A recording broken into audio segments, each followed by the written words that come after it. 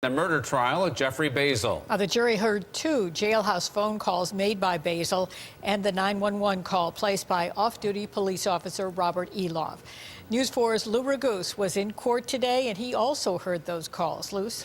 Robert Eloff didn't call 911 until Bill Sager's friend Donald Hall was already on his phone with the dispatcher. Their calls were just seconds apart, and Eloff wasn't exactly willing to give a lot of information.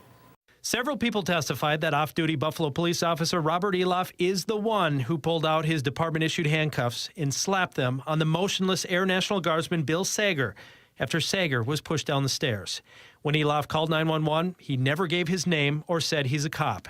He repeatedly said an ambulance was needed at Main and Winspear, where police were fighting with an individual. The dispatcher asked Eloff his phone number, and Eloff said he'd rather not give it.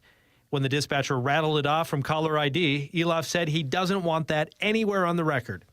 The jury also heard 2 jailhouse phone calls made by the defendant, Jeff Basil. In one, with a friend from Florida, Basil said, "Dude, ruined my life over this bull."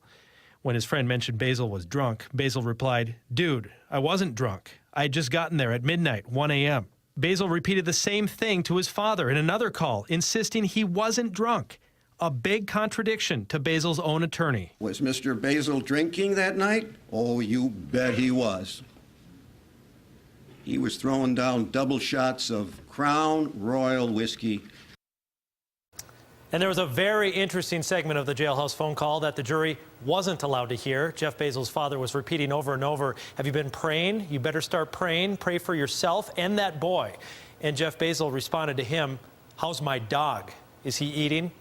The trial resumes tomorrow at 2 p.m. with the medical examiner testifying. Reporting live, Lou Raguse, News 4 at 6.